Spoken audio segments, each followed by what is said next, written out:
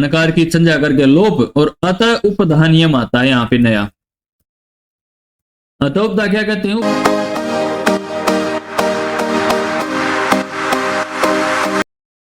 ओम नमस्ते जी।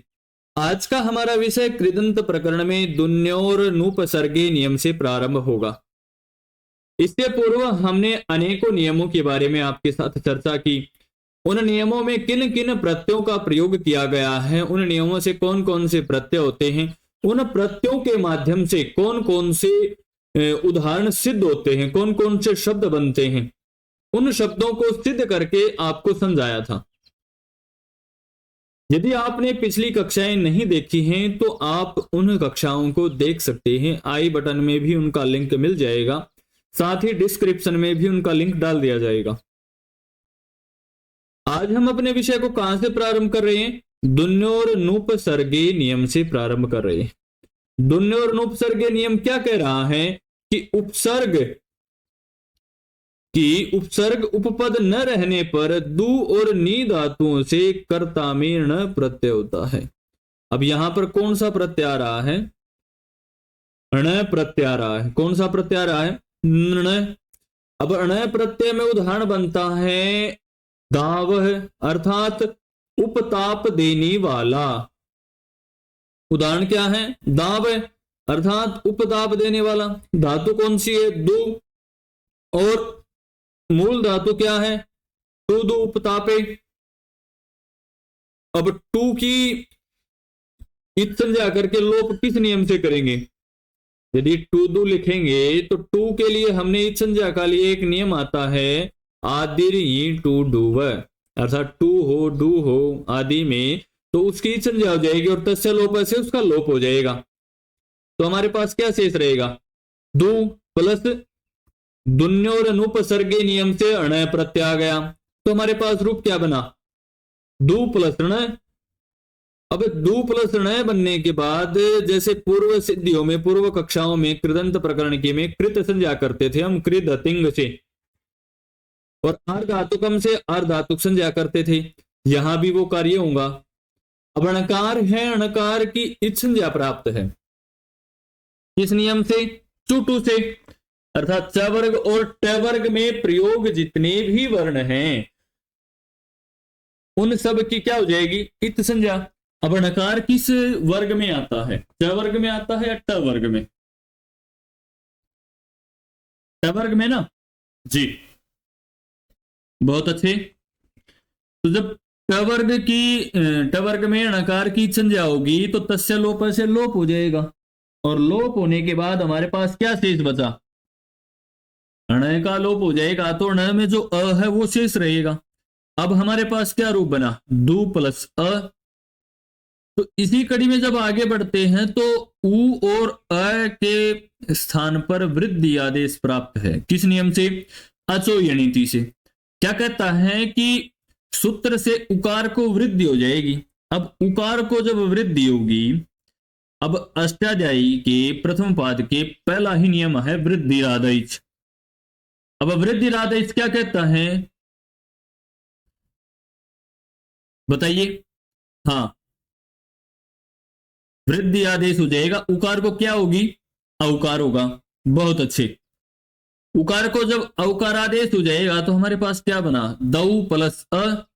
अब औ आ गया, तो औ आने के बाद एक नियम आता है एचो अयवा यावह। वो नियम क्या कहता है? सूत्र से ओम को अव आव आदेश हो जाएगा। क्या आदेश हो जाएगा? ओ को आव, और जब आव आदेश हो जाएगा तो रूप क्या बन गया हमारे पास? दाव प्लस अ, और इनको मिला देंगे। हमें बनाना क्या था? दाव है, तो इनको मिला देंगे अ को व में, तो दाव है। और प्रातिपदिक संज्ञा किस नियम से करेंगे? कृत तद्धित समासास्त्र से। और स्वाद उत्पत्ति विभक्ति कर देंगे तो दावह विसर्ग भी आ जाएगा। अब स्वाद उत्पत्ति विभक्ति के बारे में आपको विचलित नहीं होना है। पूर्व कक्षाओं में हमने इसके बारे में विस्तार से चर्चा की आपके साथ, जिसमें सु आदि प्रत्यय, सुबंत जिनको बोलते हैं, सु औ जस अम औट षष्टा भ्याम विस्के भ्याम व्यस, ये 21 प्रत्यय हैं। इनके बारे में विस्तार से चर्चा कर रखी है। अजंत सुबंत में भी कर रखी है। और पीछे इसके लिए मुख्य वीडियोस भी बना रखी है हमने। ठीक इसी प्रकार अगला उदाहरण आता है नाय। क्या उदाहरण आता है? नाय, ले जाने वाला। अब नाय में कौन सी धातु है? णीय प्रापणे। अब णीय प्रापणे में हमारे पास शेष क्या रहता है? नी प्लस ण। अब इसके बारे में भी यदि आपको नहीं समझ में आया, णीय में नी कैसे बचा, ऊपर तो अणी था, तो इसके बारे में भी हमने एक स्पेशल एक मुख्य वीडियो बना रखी है, आप वहां देख लें। हम यहां चाह रहे हैं कि कम समय में आपको अधिक चीजें मिले। जिस प्रकार दावह रूप बना था, ठीक इसी प्रकार नीय रूप बनेगा, अर्थात नाय रूप बनेगा। कोई परिवर्तन नहीं है, बस एक बार आपको अभ्यास करना है। हमने प्रथम सिद्धि इसीलिए आपको एक एक सूत्र, एक एक नियम के अर्थ के साथ समझाई है, जिससे दूसरी में अधिक समय न लगे। सर्वप्रथम अण प्रत्यय आ गया, किस नियम से? दोन्योर अनुपसर्गे से। अब जब अणय प्रत्यय आ जाएगा, अणय के बाद कृत संज्ञा, आर्धातुक संज्ञा, लोप कर दिया, अचुयणीति से वृद्धि कर दी, अयादि कर दिए, अयादि संधि हो गई यहाँ पे, और प्रातिपदिक संज्ञा करके स्वाद उत्पत्ति विभक्ति कार्य कर दिया। कोई भी परिवर्तन है नियम? एक भी नियम नया नहीं आया, केवल धातु ही बदली है। ठीक है। अचुयणीति से इकार को वृद्धि क्या होता है? अइकार। अब अइकार के स्थान पर क्या हो जाएगा? आय। अइकार के स्थान पर क्या हो गया? आय। ठीक है। अब इसी प्रकार जब आगे बढ़ते हैं तो एक नियम आता है विभाषा ग्रह। क्या नियम आता है? विभाषा ग्रह। अब विभाषा शब्द का अर्थ हम पूर्व कक्षाओं में भी विस्तार से जान चुके हैं और यहां भी हम समझेंगे। विभाषा का अर्थ विकल्प। ग्रह धातु से कर्ता अर्थ में विकल्प से ण प्रत्यय होता है। एक बार होगा विकल्प से ण प्रत्यय और एक बार नहीं होगा। और जब विकल्प होगा, विकल्प में ण प्रत्यय होगा, तब ग्राह्य बनेगा, और जब नहीं होगा तब क्या बनेगा? तब नहीं बनेगा। तो ग्राह्य में ग्रह धातु है, ग्रह में ग्रह शेष रहता है, विभाषा ग्रह से क्या हो गया? अण प्रत्यय। तो ग्रह प्लस अण हमारे पास शेष रहता है। जब इसी कड़ी में आगे बढ़ते हैं तो कृत संज्ञा, अर्धातुक संज्ञा, अणकार की संज्ञा करके लोप, और अतः उपधा नियम आता है यहाँ पे नया। अतः उपधा क्या कहते हैं? उपधा को वृद्धि हो जाएगी। अब उपधा में क्या है? स्वर। ग्रह में अ, तो ग्रह में अ को क्या होगा? आ। वृद्धि होने के बाद ग्रा। कृतद्धित समासाश्च से प्रातिपदिक संज्ञा करके और स्वाद उत्पत्ति विभक्ति कार्य होने के बाद ग्राह रूप हमारा बन जाता है। ठीक इसी प्रकार जब आगे बढ़ते हैं तो आगे नियम आता है गेहे क। नियम क्या है? गेहे कह। गेहे कह क्या कहता है? गेहे कर्तरी ग्रहे कह स्यात्, अर्थात गृहम। अब हम हिंदी में भी और संस्कृत में भी एक शब्द प्रयोग करते हैं घर के लिए, गृहम। तो यदि गेह घर कर्ता अर्थ में हो, उस अर्थ में ग्रह धातु से कह प्रत्यय होगा, गेह कह नियम से। अब गृहम धातु, गृहम शब्द है हमारे पास, धातु क्या है? ग्रह। अब ग्रह धातु से हमारे पास क्या शेष रहता है? ग्रह धातु से हमारे पास क्या शेष रहता है? सॉरी, गृहम धातु से, ग्रह धातु से ग्रह, और गेहे कह से कह प्रत्यय आ गया। प्रातिपदिक संज्ञा करने की बजाय हम सर्वप्रथम करते हैं कृत संज्ञा, आर्धातुक संज्ञा, फिर क में अशेष रहेगा।